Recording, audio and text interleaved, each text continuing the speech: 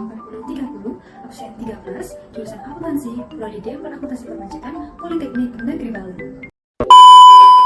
Hello everyone, welcome back to my channel. Pada video kali ini saya akan menjelaskan tutorial bagaimana membuat ESPT tahunan badan untuk melaporkan tahun pajak 2021. Data yang nanti digunakan untuk mengisi SPT-nya saya akan cantumkan modulnya pada description box ya. Pastikan teman-teman sudah menginstal aplikasi ESPT PPH 1771 pada laptop masing-masing ya. Kita buka aplikasinya di Windows C, pada folder program files x86, buka folder DJP. Nah, di situ ada SPT 1771 dan SPT 1771 2010. Nantinya kita akan mengisi SPT-nya menggunakan aplikasi ESPT 1771 2010. Namun, karena di sana dibatasi hanya sampai tahun pajak 2020 saja, maka kita akan membuat tahun pajak 2021 itu pada ESPT 1771 yang folder paling atas ini. Kemudian silakan teman-teman buka ESPT PPH 1771 versi 1.0 ini. Nah, langsung saja teman-teman silahkan connect ke database ya. Di sini kita connect ke database nomor 4 db11771_2010. Lanjut, silahkan teman-teman masukkan username dan password ya. Untuk username-nya itu administrator dan passwordnya itu 123. Nah, langsung saja teman-teman masuk ke program, kemudian pilih buat SPT baru. Nah, di situ teman-teman bisa langsung buat tahun pajak 2021 ya. Nah, setelah teman-teman selesai membuat SPT untuk tahun pajak 2021 di sini, kita balik ke aplikasi ESPT 1771 2010 yang versi 1.2 ya. Oh ya, di sini juga teman-teman bisa mengubah profil wajib pajaknya maupun men-setting tarifnya tergantung tahun pajak yang saat itu dilaporkan. Nah, di sini data-datanya dapat dari modul ya yang sudah saya cantumkan di description box. Beberapa informasi seperti kelurahan, kecamatan, kode pos, dan sebagainya itu saya tambahkan sendiri. Jika ada perubahan, teman-teman bisa ubah di sana dan jangan lupa untuk klik simpan ya. Nah, di sini kita akan men-setting atau mengubah tarif pajaknya untuk tahun pajak 2021. Di sini menggunakan tarif 22% ya. Langsung saja kita ubah di sana dan jangan juga lupa untuk klik simpan. Selanjutnya, kita langsung saja buka ESPT PPH 1771 yang versi 1.2 ya. Sama seperti tadi, teman-teman langsung saja connect ke database yang nomor 4. Kemudian masukkan username dan passwordnya. Setelah itu, teman-teman langsung saja klik program, kemudian pilih buka SPT yang ada. Nah, di sini udah ada SPT tahun 2021. Nah, kemudian teman-teman klik dan nanti akan ada konfirmasi. Nah, kita pilih yang paling atas karena kita akan melaporkan tahun pajak 2021 dan belum ada pembetulan. Nah, SPT tahun pajak 2021 telah dibuat dan sekarang kita akan lanjut untuk pengisian ESPT tahunan badannya.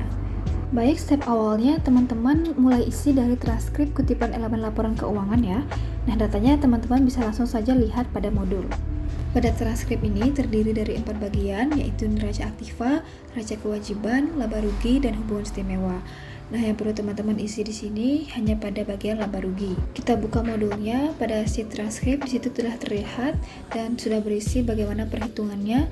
Nantinya kita langsung akan pindahkan ke ESPT-nya. Nah, jika teman-teman sudah selesai mengisi, kemudian teman-teman klik simpan di sini. Nah, nantinya akan ada konfirmasi apakah data akan disimpan. Nah, tinggal teman-teman klik yes. Nah, selanjutnya teman-teman akan mengisi lampiran khusus. Nah, lampiran khusus ini diisi berdasarkan lampiran apa saja yang tertera atau dibutuhkan. Nah, pada kasus kali ini kita hanya mengisi pada lampiran daftar penyusutan dan amortisasi fiskal. Silakan teman-teman langsung isi, klik baru, kemudian kita mulai isi dari jenis hartanya. Ini kita pilih harta berwujud, kemudian masuk ke kelompok harta yaitu kelompok 1. Jenis usaha di sini kita adalah usaha perdagangan, jadi kita bisa juga tambahkan sendiri. Caranya teman-teman klik saja kotak dengan 3 titik di kanan itu, kemudian teman-teman klik baru, kemudian langsung saja isi nama jenis usahanya. Di situ saya ketik perdagangan. Oke, kemudian simpan. Kemudian teman-teman pilih jenis usaha yang telah tadi dibuat, yaitu jenis usaha perdagangan. Kita lanjut mengisi nama hartanya. Di sini bisa kita buat sendiri. Caranya sama seperti sebelumnya, kemudian teman-teman klik baru dan ketikkan nama hartanya. Di sini saya asumsikan sebagai aktiva tetap. Kemudian klik simpan. Nah, di sini kita menggunakan metode penyesuaian komersial dan fiskalnya yaitu metode garis lurus. Setelah itu masukkan harga perolehannya yaitu 0, nilai buku 0 dan penyesuaian fiskal tahun ini sebesar 75 juta dan untuk catatan tentang harta itu tidak ada atau 0. Kemudian teman-teman simpan data tersebut. Selanjutnya teman-teman ketik pada jumlah penyesuaian komersial itu sebesar 50 juta. Kita masukkan sesuai data yang ada pada modul ya, sehingga hasil selisihnya itu sebesar 25 juta. Nah, sekarang kita akan mengisi lampiran lainnya. Kita mulai dari lampiran paling belakang yaitu lampiran 6 ya teman-teman. Nah, selanjutnya teman-teman langsung saja isi berdasarkan data yang ada pada modul. Di sini kita hanya mengisi bagian A saja, yaitu daftar penyertaan modal pada perusahaan afiliasi. Kemudian kita masukkan NPWP-nya, kemudian nama perusahaan afiliasinya itu PT Laba-Laba, kemudian alamatnya, jumlah, dan presentase modalisatornya. Nah, untuk NPWP ini harus valid ya teman-teman ya. Jangan lupa untuk teman-teman klik simpan ya.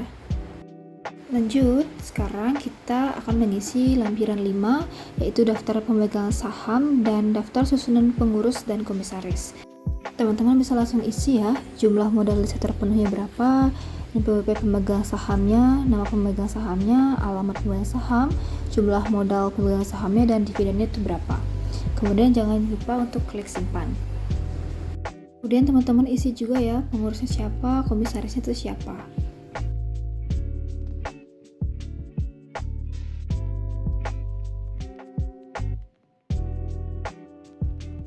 Oke, kita lanjut ke lampiran 4. Nah, di lampiran 4 ini mengenai penghasilan yang dikenakan PPh final. Silahkan teman-teman langsung isi sesuai dengan perhitungan yang ada pada modul ya. Nah, jika teman-teman perusahaannya itu UMKM, penghasilannya di bawah 4,8 terus sudah membayarkan PP 46 yang 0,5% itu, teman-teman bisa masukkan ke jenis penghasilan lain-lain. Nah, selanjutnya di halaman 2 ini ada penghasilan yang tidak termasuk objek pajak. Nah, setelah teman-teman selesai mengisi, jangan lupa untuk klik simpan ya. Oke, lanjut sekarang kita masuk ke lampiran 3. Lampiran 3 ini yaitu kredit pajak. Kredit pajak sendiri merupakan jumlah pembayaran pajak yang telah dibayar atau diperhitungkan oleh wajib pajak di awal periode teman-teman.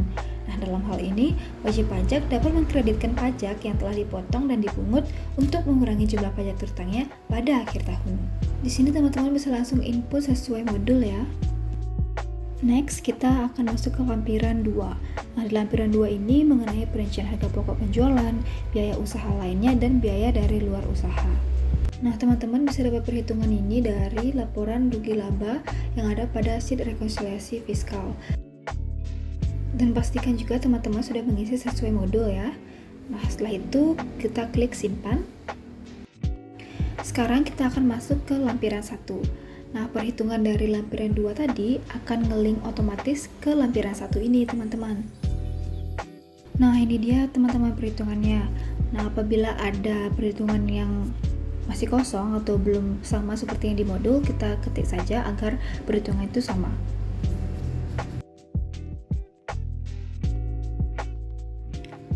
Lanjut ke lampiran 1 halaman 2, di sini ada penyesuaian fiskal positif. Silahkan teman-teman langsung isi, dan nanti juga di halaman 3 ada penyesuaian fiskal negatif. Teman-teman bisa langsung isi saja, kemudian tinggal klik simpan. Setelah teman-teman selesai mengisi lampiran 1, sekarang kita masuk ke lampiran induk. Di sini yaitu SPT PPh wajib pajak badan. Nah, pada bagian awal ini teman-teman akan memilih apakah pembukuannya ini diaudit atau tidak diaudit. Nah, apabila diaudit, di situ terdapat opini akuntan dan bisa mengisi identitas kantor akuntan publiknya maupun kantor konsultan pajak. Nah, pada kasus ini yaitu tidak diaudit ya teman-teman. Oke, selanjutnya masuk ke bagian A sampai C ya. Nah, pada bagian ini akan otomatis terisi dari lampiran 1 tadi ya. Nah, makanya dalam pengisian SPT itu diisi dari yang paling belakang dulu ya teman-teman. Di Di sini ada sedikit perbedaan pada modul, yaitu pada bagian PPh terutang. Namun kita di sini menggunakan acuannya itu modul, sehingga kita bisa ubah pada bagian PPh terutangnya itu kita ketik saja sesuai dengan jumlah yang ada pada modul. Dan jangan lupa untuk mengklik atau tanda centang pada bagian B nomor 4 huruf C ya teman-teman. Sekarang masuk ke bagian C sampai D. Di sini untuk kredit pajak, teman-teman masukkan saja PPh pasal 25-nya berapa dan STP-nya yang itu hanya pokok pajaknya saja berapa. Kemudian di bawahnya yaitu PPh kurang atau lebih bayar. Nah, nanti akan otomatis terisi ya teman-teman. Apabila dia kurang bayar akan tercentang pada 11A, dan apabila lebih bayar itu akan dicentang pada 11B. Nah, apabila ada lebih bayar, nanti akan diberikan pilihan apakah akan direstitusikan atau diperhitungkan dengan utang pajak. Next, kita masuk ke bagian E sampai G. Di sini teman-teman bisa langsung isi sesuai yang ada pada modul. Jika ada perbedaan, teman-teman bisa ketik manual ya. Terakhir, teman-teman akan mengisi bagian H. Nah, pada bagian H ini mengenai kelengkapan ya, yaitu lampiran-lampiran yang akan dilampirkan pada saat pelaporan SPT tahunan badan. Di sini teman-teman checklist saja ya, apa saja yang dilampirkan saat laporan nanti. Pada kasus ini ada yaitu laporan keuangan, transkrip kutipan elemen-elemen dari laporan keuangan, kemudian daftar penyusutan dan amortisasi fiskal. Jangan lupa teman-teman klik simpan. Oh ya, mohon maaf teman-teman, saya kelupaan di awal untuk mengubah tahun bukunya.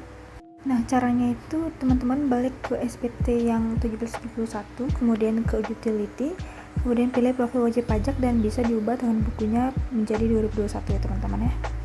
Kemudian bisa klik simpan. Nah, nanti jika teman-teman membuka e-SPT tahun 2010 dan buka SPT yang tahun 2021-nya, maka akan berubah otomatis untuk tahun bukunya. Oke, sekian untuk membuat SPT-nya. Jika teman-teman ingin melaporkan, teman-teman harus buat CSV ya. Nah, cara untuk membuat CSV-nya itu teman-teman pergi ke SPT Tools, kemudian pilih lapor data SPT ke KPP. Kemudian teman-teman pilih ya tahun pajak berapa yang akan dilaporkan. Lalu teman-teman klik tampilkan data. Nah, pilih di data SPT itu sampai berwarna biru ya. Kemudian teman-teman silahkan pilih lokasi filenya, teman-teman mau taruh datanya itu di mana. Kemudian silahkan klik create file. Nah, ini create file CSV sudah berhasil, data telah disimpan dalam bentuk CSV format. Dan pastikan teman-teman saat melakukan SPT ini CSV-nya di-rename ya, agar memudahkan dalam pelaporannya. Dan pastikan semuanya telah terisi dengan benar ya. Baik, hanya ini saja dapat saya jelaskan mengenai cara pembuatan e-SPT tahunan wajib pajak badan.